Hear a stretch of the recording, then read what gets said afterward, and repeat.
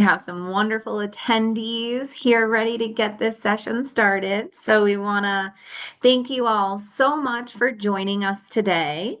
And we are going to go ahead and share a little bit of information, and then we'll open it up to Q&A. But I will first start off by sharing that my name is Bobby Lynn Kekic. I'm the Executive Director for Orientation and Student Onboarding. And I am so grateful to be spending some time with you today. We are hosting our, I want to say maybe sixth or seventh Falcon live chat for this summer so far. And if this is your first live chat that you're joining, welcome and thank you. Our live chat series serves as our webinar-based orientation for family members that we host throughout the months leading up to your students starting here at Bentley. And when we say family, this really encompasses anyone that is a supporter of an incoming student. This could be a family member, a guardian, a supporter, whatever role you play in your student's life, who falls under our family umbrella. And we really do like to be partners in this experience with our family members because we know that your student has been with you much longer than they've been a part of this Bentley community. And they are probably still going to come back to you with questions, with concerns, with thoughts as they're navigating challenges. And the more that we can help to share resources and information really allows you to be an ambassador to this work. I have some of my colleagues as panelists today, and they'll introduce themselves in a moment, but they are going to hear this information from staff members, from faculty, from different peer leaders or student staff that are here to support them. But again, making sure that we can share this information with you so that you can help to validate the information that they're hearing. We've just seen really great success with it. So thank you for showing up and learning a little bit more about our topic today. We are recording this session, so if you want to go back and review this content, you'll have access to do that. All of our live chats are hosted on our Bentley Orientation YouTube channel, so if you've missed any other ones, you're welcome to go back and take a look at that. It really serves as a helpful resource, especially once your students are physically here on campus, are in classes, and you want to go back and review any of that content, you'll have the ability to do so. So with that being said, I am going to turn it over to our two panelists today. They will introduce themselves, like I said, cover a little bit of content, and then open it up for any questions that you may have. For those of you who are viewing this as a recording, please feel free to reach out through the New Falcon question form or via email, and we'd be happy to help support any questions that we don't get to today. All right, so I'm going to turn it over to Sabrina and Jeff to introduce themselves and get started with our content. Hi, everyone. I will get started as I already said, here I am at the beginning of this presentation. My name is Sabrina Cruz Rivera. I am an associate director in the residential center here at Bentley. And I'm going to talk a little bit today of kind of the residential experience along with Jeff. And hello, everyone. My name is Jeff. I am also an associate director in the residential center. Thank you for joining us, and we are excited to chat with you today. I'm going to go ahead and share my screen. BL, I think you need to. Perfect.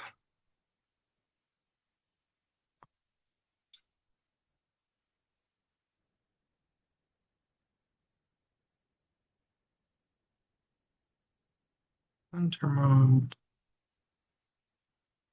All right, there we go. So some things that we will talk about briefly today, the benefits of living on campus, the staffing support that we have available, the different styles of housing. Particularly our slides are geared for housing toward first-year students, but we can gladly talk through transfer housing options as well. The housing assignment process and some move-in information, meal plans, and then, as BL said, leaving it open for plenty of time for questions. Right. So a little bit about living on campus. as you drop your students off here on that first day of move-in, we want to ensure you that our really goal is to create a safe, civil, and inclusive environment for our students here on campus, whether that be in your first year all the way through your fourth year living on campus. We want to develop communities that allow your student to really feel belonging here, to find their home, and to be a part of kind of the a vibrant community that we have. And so we'll talk a little bit about the resources that are available within the residential center to help create that. So moving on to the next slide. Um, like I had mentioned before, a little bit of the resources and staff support that your students will ensure that they'll be aware of and that they'll have once they arrive to campus. So each of the residential buildings have a resident director that is assigned to that building and therefore assigned to supporting the students within that space. These are professional staff members who oversee the day-to-day operations of the building, so ensuring that physically everything is going as it should be within the spaces, in addition to supporting students as needed. And they also live in the buildings with the residents. And so they get a unique perspective in terms of what the student experience is. Students will also have an assistant director that will supervise the resident directors and they're members of the central office kind of leadership team. And so, again, another professional staff member within the halls are able to support students in their residential experience. Each student will be assigned a resident assistant, and that resident assistant will either live right on their floor with them or in, somewhere in the building where they are occupying. And they're really there to support students in, some of the tangible pieces of living on campus. And so again, if there is anything going on in their space, anything wrong, broken, generally just having questions, if they're having a roommate conflict or otherwise, wanting to learn a little bit more about the Bentley community, the RAs are definitely that first line of students that they can kind of go to. In addition, we have our RAs who sit on duty every night, so there'll be an office that students can go to if they want to speak to someone in person, in addition to our administrator on duty. Our administrator on duty is a professional staff member that is available 24/7. So when the university is closed, after business hours, there is someone that is available for any sort of emergencies that may be occurring on campus. That is in addition to our university police that are always here as well, in addition to our blue light system that we have around campus. So a variety of different ways that students can get in contact with someone if there is some sort of emergency or if they are needing something that is in the immediate after business hours are over.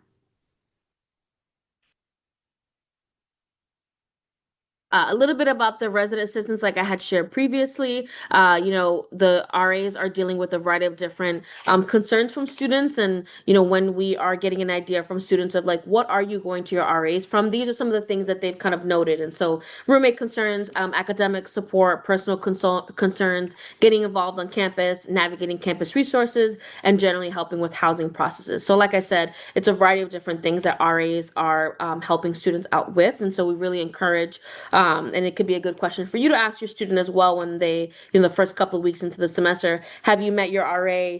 How has that kind of connection have been? Again, an easy way for students to be connected with an upperclassman to kind of help them navigate their experience. One of the other things to note as well is that, your students will have already filled out their housing contract and pieces of that sort, and we'll be hearing, within, the next couple of weeks of where their placement is and who their roommate is if they haven't selected it. We always like to note that if your student did go in without selecting someone that they may know from their hometown or whether someone that they met, that can be a very positive experience. Even though it may be the first time, what we have found is that students who were paired, 80% of students who were paired with a roommate that they didn't know, they were still successful in that pairing and were able to have a positive living environment. And so we know that may cause some concern with it being a stranger that you're living with, but know that in terms of what we've seen and then the resources that we provide, that typically is a positive experience. So hopefully we can help your student navigate through that if need be. Okay, a little bit of information around the first year residence halls. So most of our first year students will live in double or triple occupancy bedrooms. We do have limited options available for single bedrooms. We also have some four-person rooms as well. And students were able to submit their preferences for room type in their housing application, which, as Sabrina mentioned, was due a few weeks ago. some years we need to put a handful of first year students in one of our suite style buildings. That may be the case again this year. But we also in the application had a spot where students can indicate if that's something that they're interested in. So for again, the main buildings for first year students, those are, it's traditional hall style. Each floor has multiple rooms, sharing common bathrooms. And each of the three buildings for the first year students, which are listed on the slide, Slade, Miller, and the Trees Complex, each of those has a communal kitchen, laundry room, lounge spaces that everyone in the building is able to use.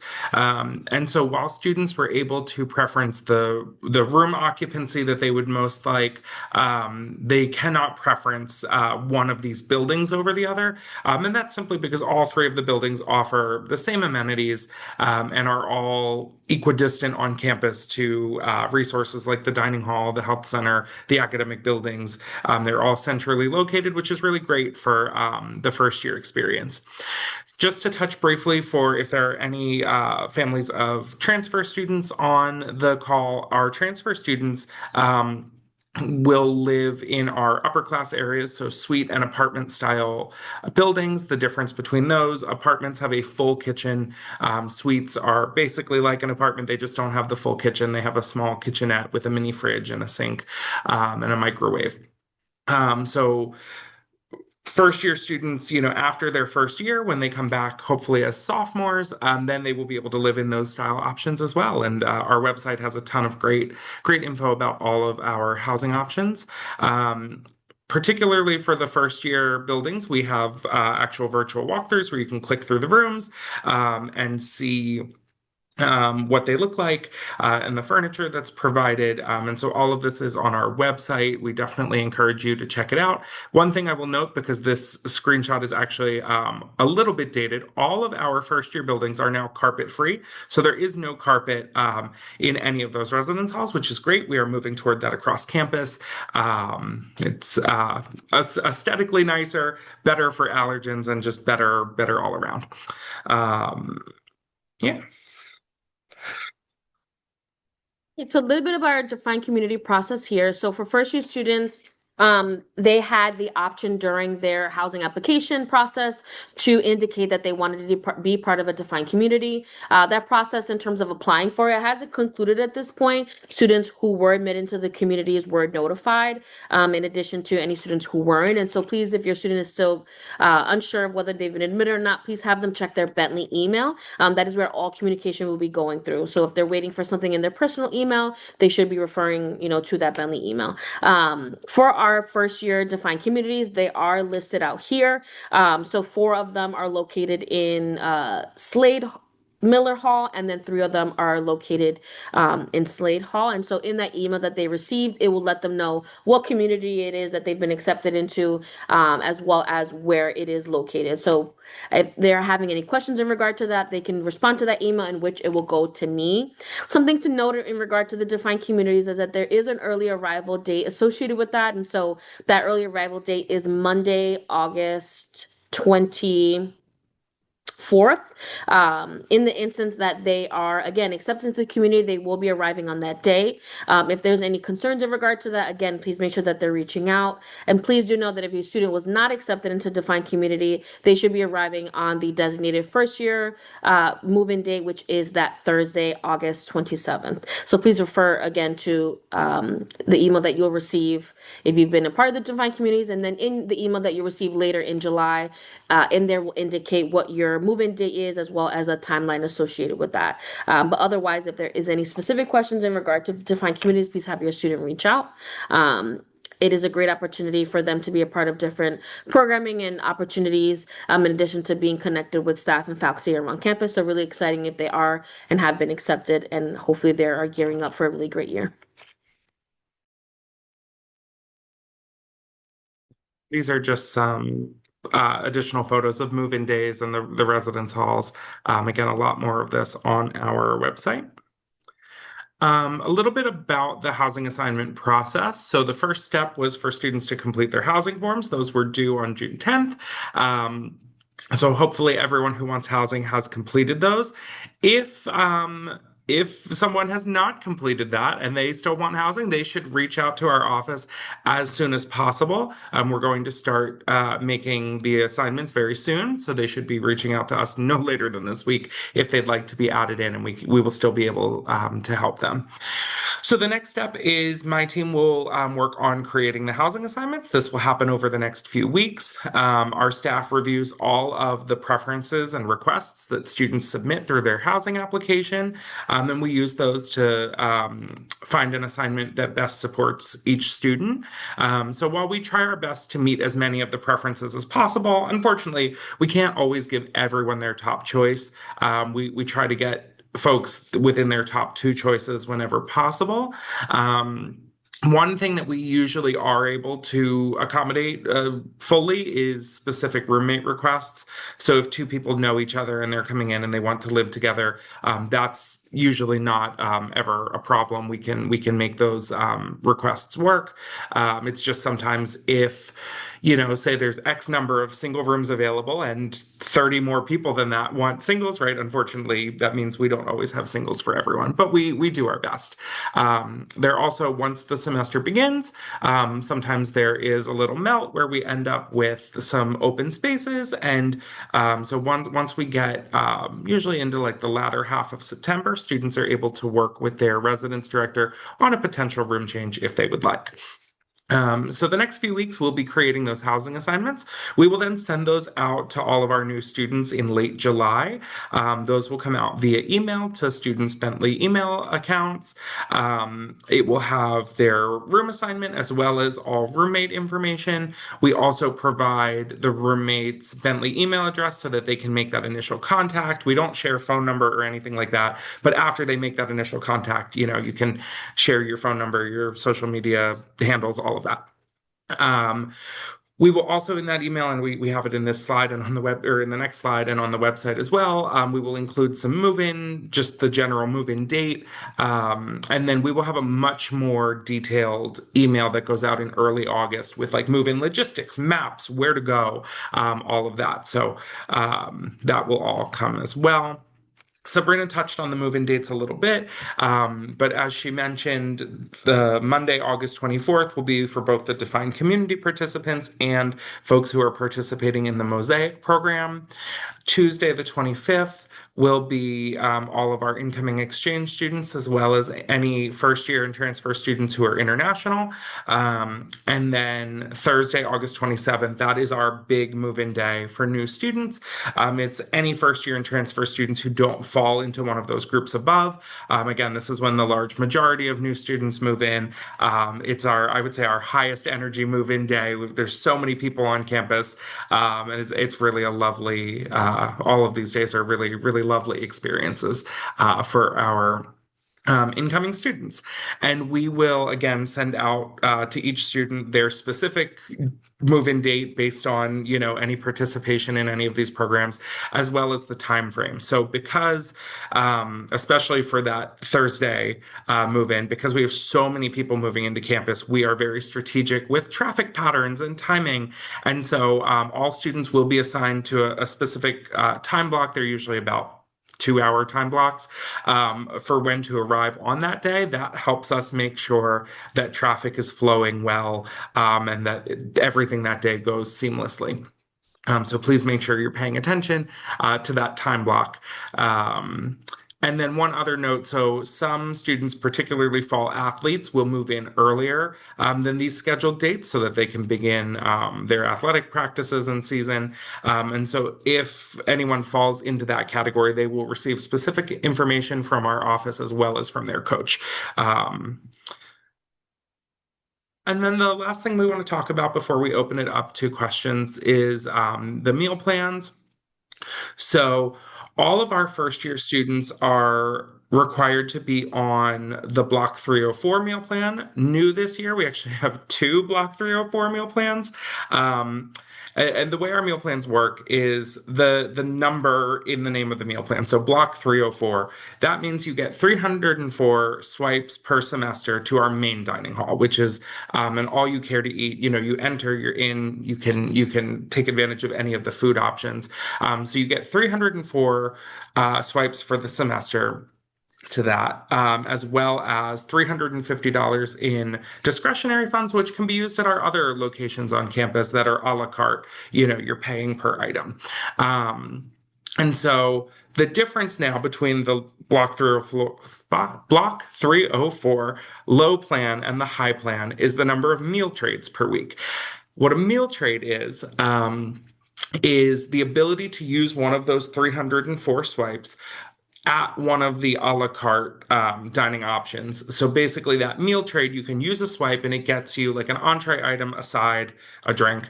And so with the lower plan, students can do they can use 5 of those swipes per week. In that capacity, with the higher plan, they can use 10 of those swipes per week. So the high plan isn't actually getting you more swipes, it's getting you the ability to use more of them at the locations that are not our main dining hall. Apologies if that is confusing. I know that's a lot of info to take in, but it's all written out on our website, and we're always happy to answer questions. For transfer students and anyone that's not a first year student, you have more flexibility with your meal plan based on where you're living.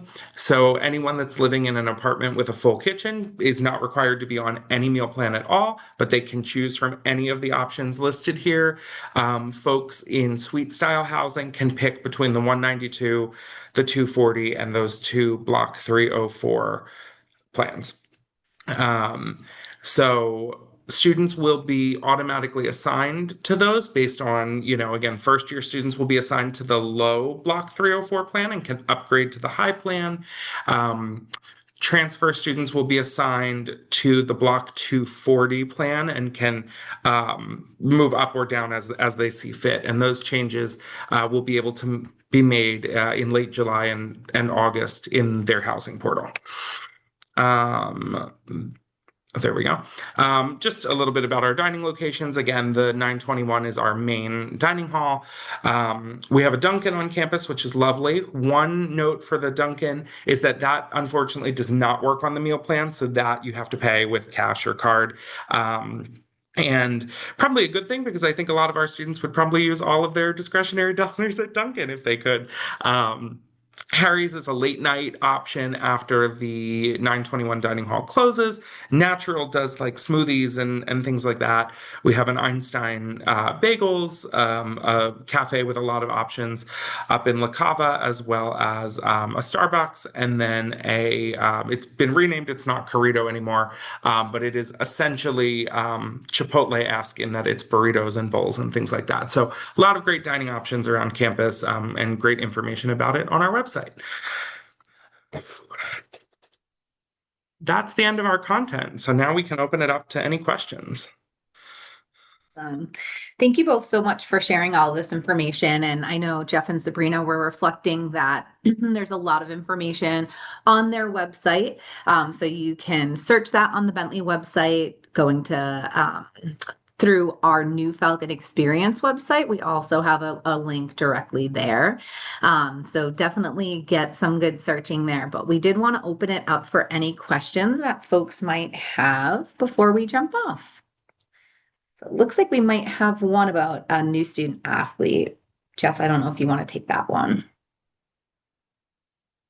Yes, absolutely. So I see the question is for incoming football players that report on Monday the 10th, will they be available for the move in the weekend prior? I am still working with athletics to confirm those dates.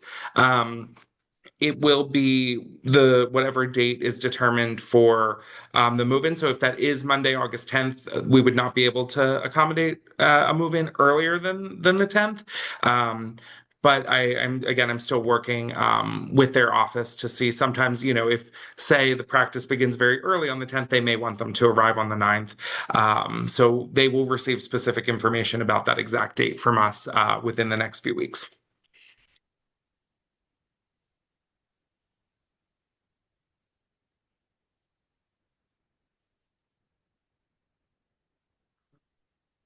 I see there's a question. Can we use the discretionary funds everywhere, or are there only specific places on campus we can use these? Um, so those can be used at any of the campus dining options, again, with the exception of Dunkin', which is not part of the meal plan. And so, yes, at any of at Burrito, which is what Corrito has been renamed to, you can use them there. You can use them at the La Cava Cafe. I think Sabrina or BL, correct me if I'm wrong. If you are out of swipes, can you use discretionary at the door of the 921?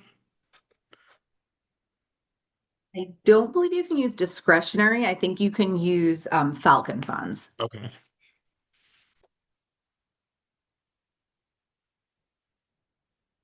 Do the Which discretionary funds carry over?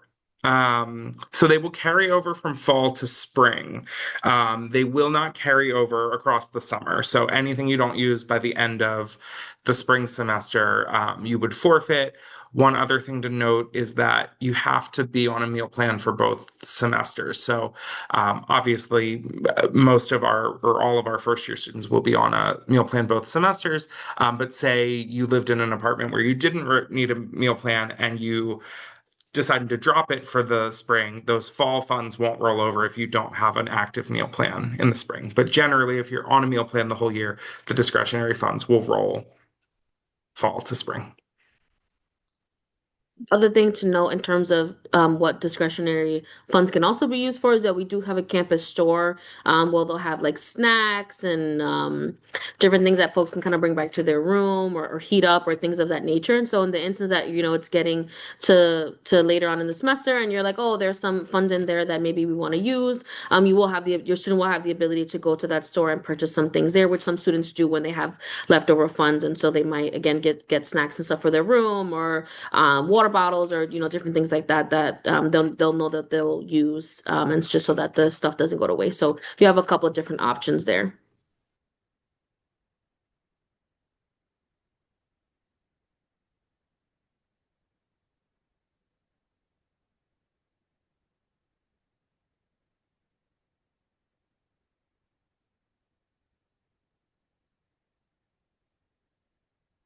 All right, so it seems like questions are slowing down. It just must be because you both were so articulate with so much information. One other plug that I did want to share before we jump off the call. Tomorrow, you and your students will be receiving an email about a new campus store program that exists, which is called Room Service. And this is a program through our campus store that allows for you to purchase items that you could use in your residence hall space or your student could use in their residence hall space. These are all optional. There's no requirement that you are purchasing these. You can purchase these items at a store of your choosing, but we do know that for some students who are traveling a little bit further, or if you don't have the space in a vehicle as you're traveling out, it is a good service. It allows you to purchase these items and then you're able to pick them up at our mail room here on campus once your student arrives. It is new this year, so we're excited to see if folks are interested in this. We do anticipate that some of our students traveling from further distances will probably appreciate that and just knowing that some of those items are here. But please feel free to take a look at that. If you do have questions, you can submit a new Falcon question form and we'd be happy to help you navigate those. But that is through our campus store. That's where you can also purchase Bentley swag or books if that's something that your student is looking to purchase through the campus store or rent through the campus store. But please take a look at that, see if it's something that you're interested in. There's also a link in there with items. A lot of times folks will ask, what can't we have in the residence hall? So we've included that link so that way as you are packing, you have an ability to take a look at that and just being mindful of not packing those items. So with that being said, if you do have questions that come up, please don't hesitate to reach out. As Jeff and Sabrina shared, your student will be receiving emails in later July that will give them information about their room assignments. You'll continue to hear from both of our teams throughout the remainder of the summer. So please don't hesitate to reach back out. And we really appreciate all the support that you've provided for your students since things have kicked off in May. They do have a few more tasks on that new student checklist, so please keep nudging them along to complete those. And we hope to see you at our next new Falcon live chat. So take care and thank you for joining us.